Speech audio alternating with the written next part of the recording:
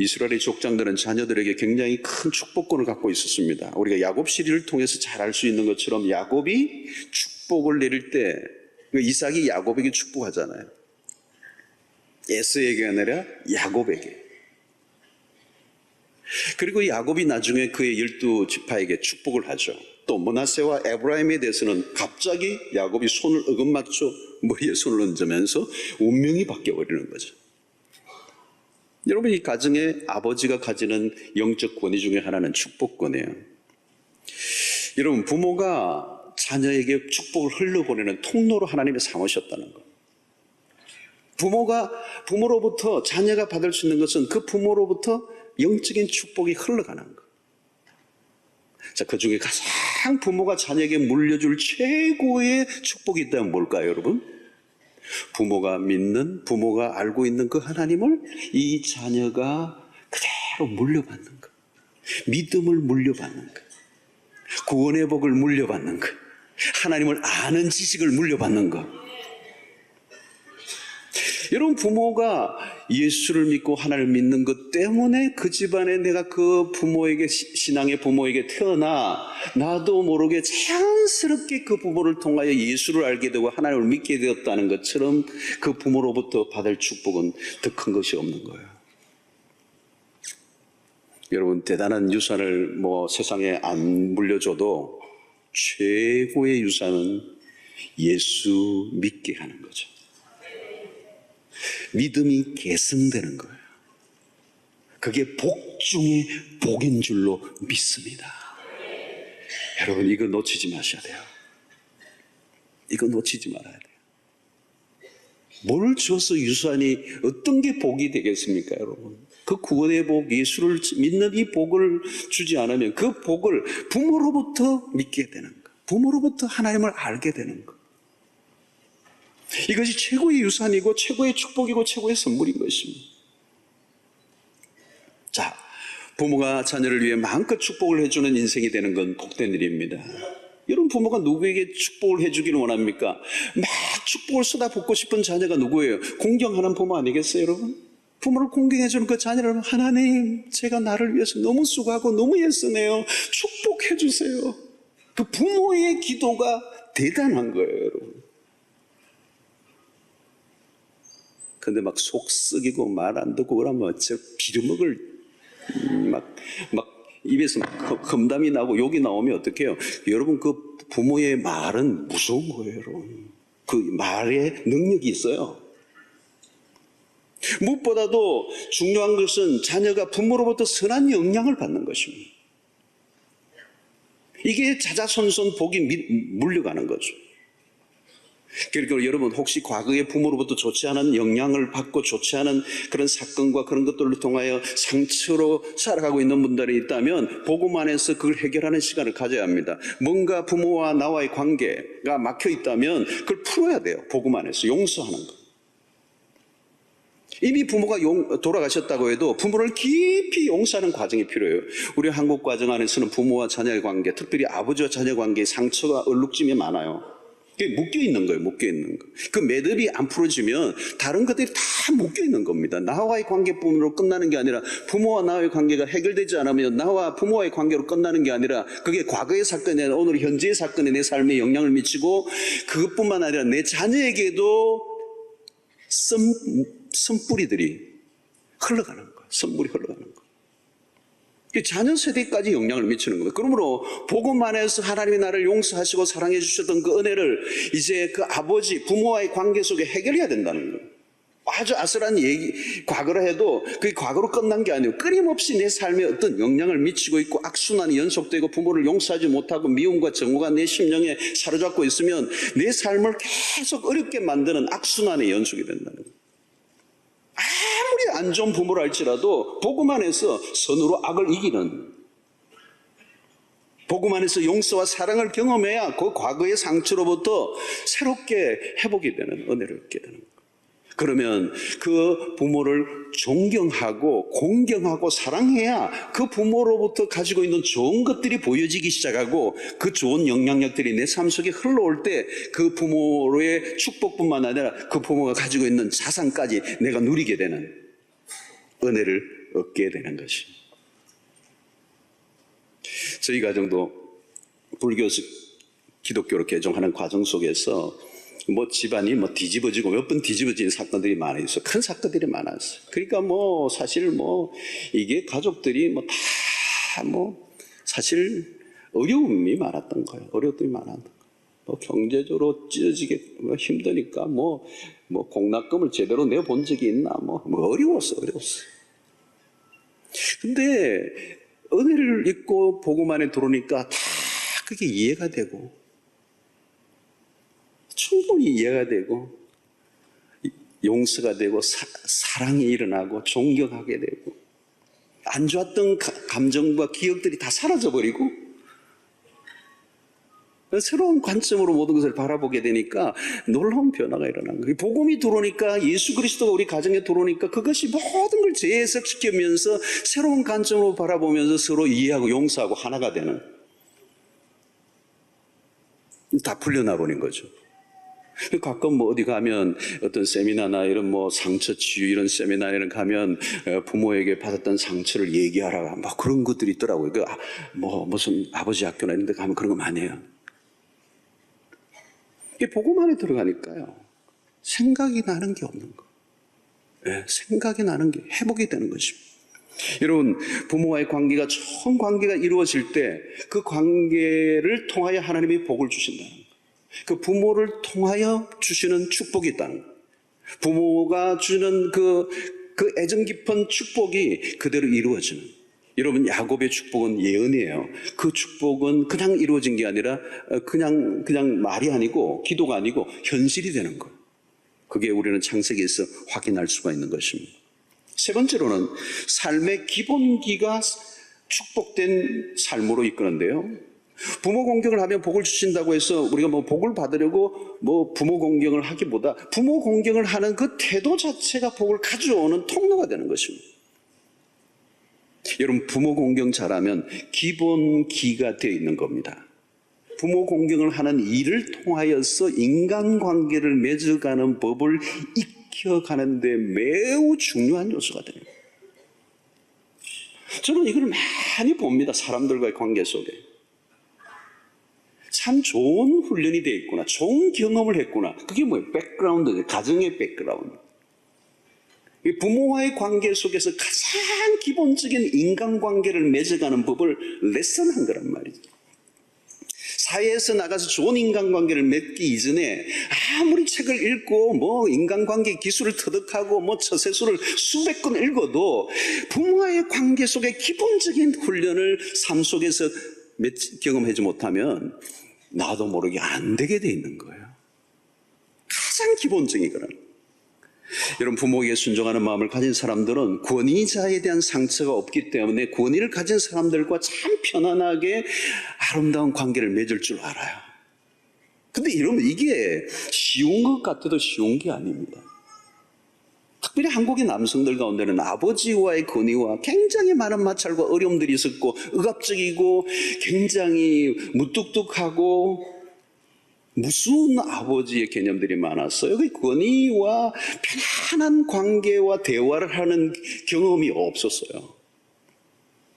그러니까 직장에 가서도 이 권위, 보스들과의 바른 관계를 맺는 법을 몰라요. 그냥 우물쭈물 하는 거예요. 피하는 거예요. 자꾸 피하는 거예요. 눈을 피하고 마주치기, 뭔가 피해의식이 있는 거죠. 권위에 대한 상처인 거죠. 여러분, 삶의 과정 속에서 나도 모르게 익혀진 것들은 매우 중요한 것입니다. 집에서부터 자기 주장이 너무 강하고 모든 것을 자기 중심적으로 하고 충돌을 잘하고 반항적인 사람들은 사회에 나가서 적응하기 힘들어요. 인간관계에 뭔가 자꾸 막히는 것입니다. 이건 예사로운 일이 아니에요. 무엇인가 하나 큰 돌이 막혀 있으면 이게 꼬여 있는 것입니다. 하이델베르그의 교리문답이라는 게 있습니다. 아주 유명한 교리문답인데요. 여기 다섯째 계명에 대해서 이런 말씀합니다. 나의 부모님과 나에게 권위를 가지도록 하나님이 정하신 모든 사람에게 존경과 사랑과 성심을 다하는 것이며 공손한 순종으로 그들의 모든 소중한 가르침과 훈계에 복종하는 것이며 그들의 손을 통해 우리를 다스리는 것이 하나님의 뜻이므로 그들의 실패도 인내로 참는 것을 뜻한다. 이 오계명에 대해서 기가 막히게 설명을 해놨어. 이 윗사람들과 좋은 관계를 가지며 살아가는 것이 인생의 길을 열어가는 일에 매우도 중요한 요소라는 겁니다. 예를 들어 직장에서 보스와의 관계가 좋지 않으면 자연히 어려움이 있게 되는 것이죠. 그런 사람들이 회의를 할 때도요, 자꾸 모서리 앉아요. 눈을 피하고 사각지대에 앉고 눈에 잘 띄지 않으려고 그러고, 그럴수록 점점 상대적으로 이렇게 기회가 줄어들게 되죠. 힘들어지게 되는 것입니다. 좋은 일이 있어도 좋은 기회를 얻기 어려워지는 거예요. 여러분, 특별 은총만 있는 게 아니라 일반 은총도 무시하면 안 됩니다. 자연적인 원리들 안에서 그 자연적인 질서를 지켜나가는 가운데 해주시는 하나님의 축복들이 있다는 것입니다. 부모 공경은 자연적 원리 그것 하나만으로 가장 기본적인 이치를 말하잖아요. 우리가 이 공자의 논어에서도 뭐 가르치고 있는 것처럼 일반적인 것에서도 가장 베이직한 이치들, 여기에서 어긋나면 갈 길이 없다는 거예요. 부모 공경을 통하여 많은 삶의 길들이 열려진다는 거예요. 부모 공경은 우리의 삶을 엮어가는 일에 있어서 매우 중요한 매듭이 된다는 거예요. 이 매듭이, 큰 매듭이 풀려지지 않으면 다른 것들이 다 뭐 있어도 꼬여 있는 것입니다. 안 풀리는 것입니다. 그러므로 여러분, 여기서 땅에서 장수하고 잘 되리라, 내 생명의 길리라, 이런 장수의 축복은 순종에 대한 보상입니다. 이 땅에 건강하게 오래 산다는 건 복이잖아요. 어떤 분은 오래 살기 싫습니다. 뭐 그런 분이 있으면 이 말씀이 다르겠습니다만, 장수하는 거, 여러분, 장수가 다 소망이잖아요. 여러분, 요즘 뭐 음식을 먹고 운동을 하고 뭐 이런 것들이 전부 다 지금 장수에 대한 연구들이 뭐 신문 뉴스나 이런 것들 어떻게 하면 병에 걸리지 않고 오래 살 거냐, 전부 다 이 얘기잖아요, 이 얘기. 그러나 여러분, 우리는 세상에 알려진 그런 방법들과 다른 접근이 필요하다는 거예요, 여러분. 아무리 뭐 대단한 걸 먹어도 장수하는 비결이, 여기 기가 막힌 비결이 여기 나와요. 여러분, 왜 성경은 부모 공경에서 장수와 형통을 약속하고 있는가? 사람의 생명은 하나님의 수중에 있고 그 부모 공경이 생명에 영향을 준다는 것입니다. 우리의 삶의 태도가 생명의 수완에 영향을 줄 수 있습니다. 많은 경우의 장수는 정서적인 것과 영향이 있죠. 여러분, 좋은 감정을 가지고 살아야 건강하고 삶이 풀리는 것입니다. 요즘 암이나 질병들을 일으키는 가장 큰 중요한 1번 요인이 뭡니까? 스트레스 아닙니까? 스트레스의 가장 큰 요인이 어디에 있습니까? 인간관계입니다. 인간관계에서 가장 큰 영향을 주는 게 어디예요? 부모와 자녀의 관계예요.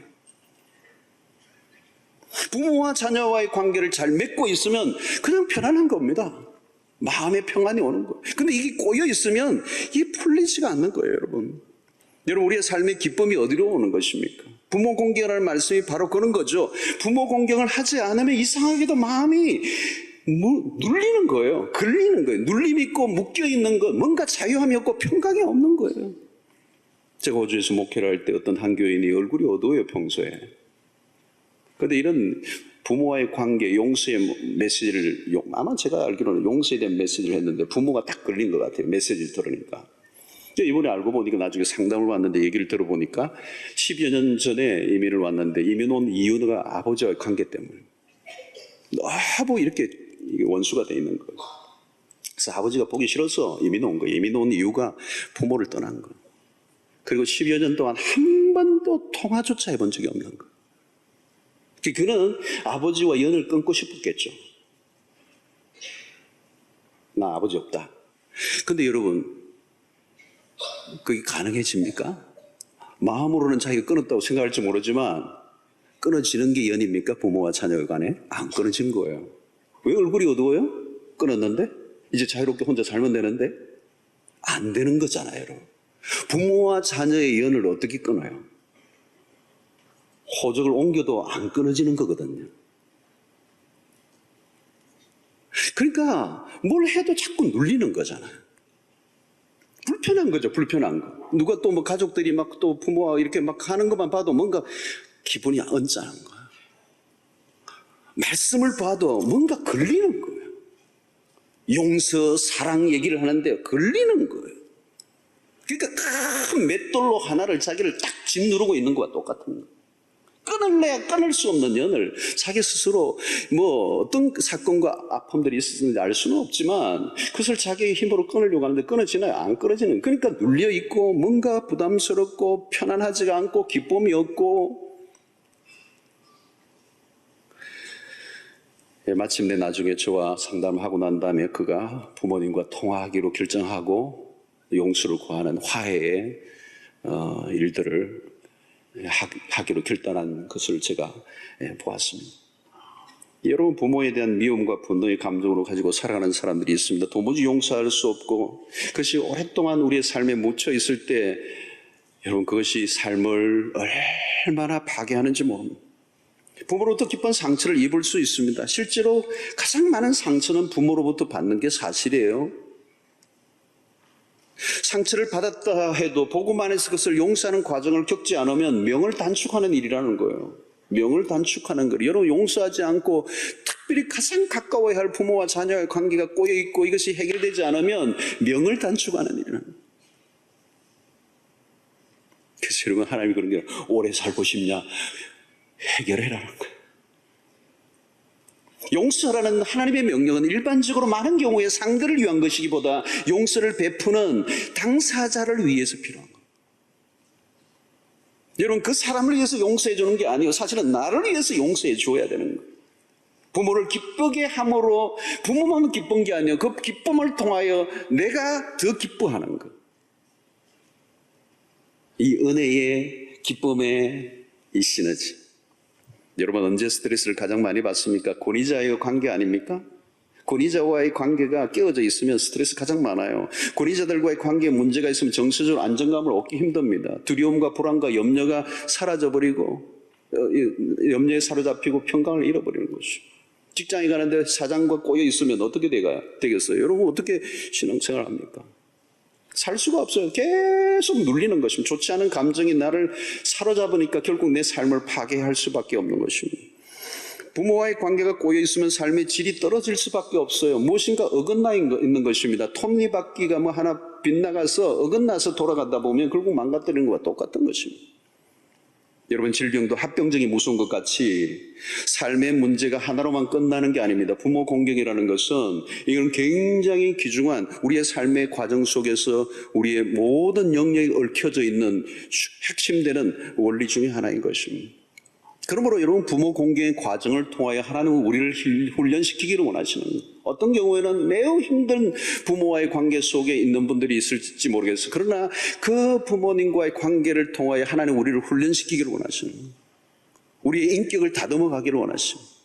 그 과정을 통해 하나님의 백성됨을 빚어가시는 하나의 과정으로 우리를 쓰기를 원하시는 거예요. 여러분, 순종의 삶을 사는 것이 우리의 삶을 열어가는 거예요. 잠언 4장 10절로 12절에 이런 말씀이 있습니다. 내 아들아 들으라, 내 말을 받으라, 그리하면 내 생명의 해가 길리라. 솔로몬이 그의 아들에게 하는 말이죠. 내 아들아 들으라, 내 말을 들으라, 순종하라, 그리하면 내 생명의 해가 길리라. 내가 지혜로운 길을 내게 가르쳤으며 정직한 길로 너를 인도하였은즉 다닐 때에 내 걸음이 공고하지 아니하겠고 달려갈 때에 실족하지 아니하리라. 말씀을 따라 살아가는 것이 장수의 형통인 것입니다. 잘 섬기는 게 복이죠. 섬길 줄 아는 사람은 복된 삶을 살아갈 수 있는 것입니다. 여러분, 다윗을 보십시오. 다윗은 그렇게 자기를 죽이려고 달려드는 그 왕, 정말 무너지고 망가진 그 왕, 섬기고 싶지 않은 왕, 그러나 그 사울 왕을 20년 동안 묵묵히 참고 인내하며 섬겨요.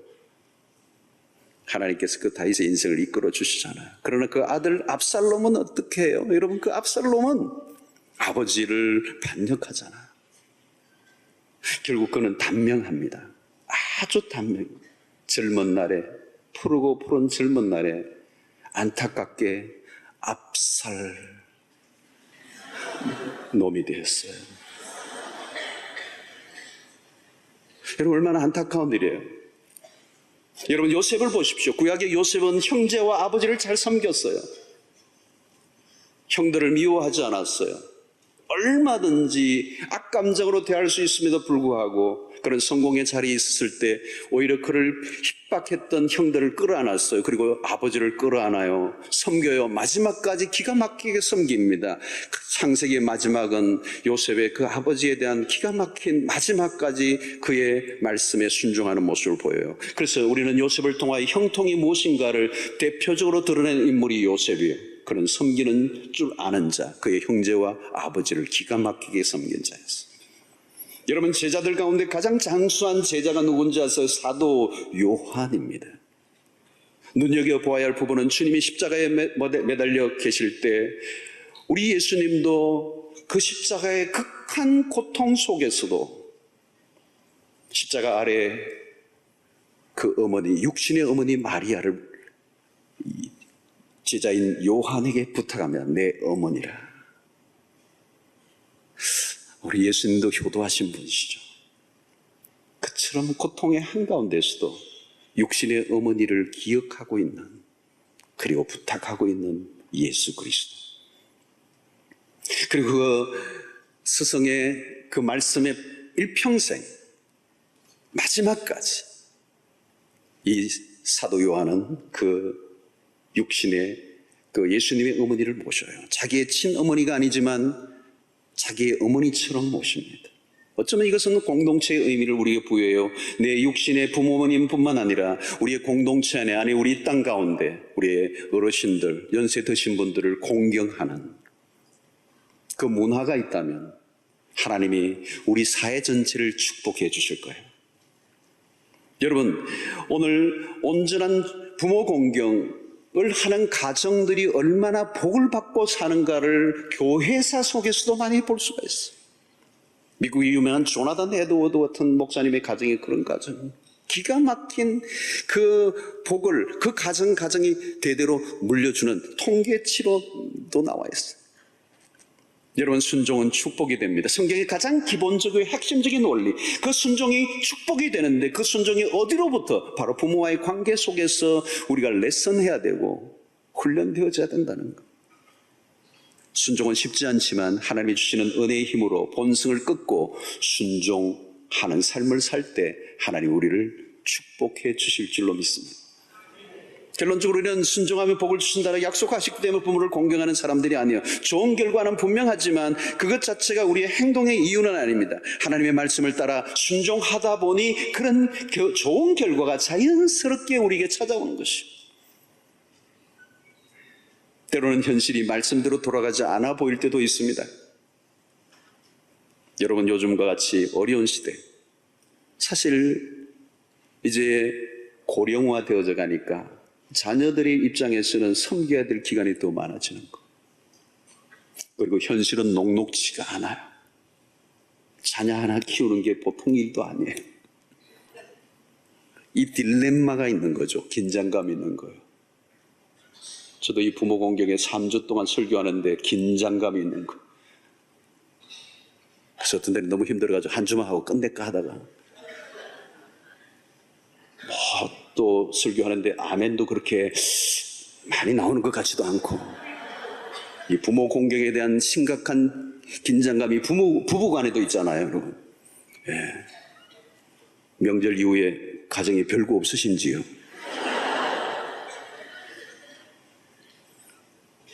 여러분, 짧게 보면 요령 있게 살아갈 수 있을 거예요. 편리한 대로 살아갈 수 있어요. 그러나 여러분, 인생은 장글입니다. 길게 보아야 돼요. 멀리 보아야 돼요. 내 대에서 끝나는 게 아니에요. Next generation, 다음 대까지. 자자 손손 복을 받는 게 뭔지를 알아야 돼요. 우리 대만 잘 먹고 잘 사는 게 중요하지 않아요. 부모의 대가 축복이 자녀에게 물러가고 그 자녀대가 그 다음 대로 물려지게 하는 기가 막힌 중요한 메시지가 오계명입니다. 여러분, 우리 자녀들에게 부모의 공경하는 모습을 보여줘야 되는 거예요. 나는 하지 않았는데 그 자녀가 나를 섬겨줄 것을 기대하는 것은 잘못된 것이잖아요. 오늘 또 계속 설교하니까 어르신들이 그러더라고요. 자꾸 돌아보면 우리 아가 와야 되는데 이거 내가 들을 설교가 되고 우리 새끼가 들어야 되는데 뭐 이러더라고요. 어떡하죠? 여러분, 축복이 대대로 이어지게 하게 하는 원리가 이 5계명 안에 있는 겁니다. 길게 뽑아야 돼요. 여러분, 끝이 좋아야 합니다. 그 끝은 하나님이 주장하십니다. 요즘 자식 때문에 속 끓는 부모들이 많아져 가는 것이 얼마나 안타까운지 몰라요. 오늘 우리 이 세대를 걱정하지 않을 수가 없습니다. 어쩌면 부모의 세대들이 우리 자녀들과의 관계 속에서 새로운 관점으로 성경적 원리로 돌아가야 할 때가 되겠습니다. 정말 오늘의 시대는 좋은 현상들이 아니에요. 신자의 가정이 이럴 때 구별된 모습으로 살아야 할 모습을 드러내야 될 말씀, 바로 이 5계명에서 붙잡아야 될 것입니다. 하나님은 나만을 위해 살지 않고 부모를 돌보고 책임을 질 줄 알 때 나도 너의 인생을 책임져 주겠다는 거예요. 그게 5계명의 약속입니다. 너가 너의 부모를 돌봐라. 그럼 나도 너를 돌보고 책임져 주겠다. 너희가 땅에서 길고 땅에서 잘 되고 길게 살 것이다. 여러분, 이것은 친부모뿐만 아니라 공동체적으로 어른들에 대한 공경과 사랑의 돌봄은 복을 받을 일인 것입니다. 신자의 주된 태도는 순종이고 그 순종을 실천하고 드러내야 할 것이 가정이고 부모와의 관계가 첫 번째임을 말씀하고 있는 것입니다. 부모를 공경하고 섬기는 것은 어려운 일입니다. 틀림없이 현실적으로 쉽지 않아요. 불편한 일입니다. 희생을 감수해야 돼요. 그럼에도 불구하고 하나님이 우리에게 주신 약속을 기억하고 이 말씀의 순종의 유무에 따라 우리의 인생에 복이 걸려 있음을 성경은 분명히 말씀하고 있는 것입니다. 부모에 대한 사랑과 순종의 법을 훈련하는 가운데 우리는 하나님을 더 알아가고 하나님을 배워가게 됩니다. 그리고 하나님께 순종하는 법을 익혀가는 그 경험을 통하여 하나님으로부터 복이 임하는 은혜가 여러분들 모두에 있게 되기를 주의 이름으로 축원합니다.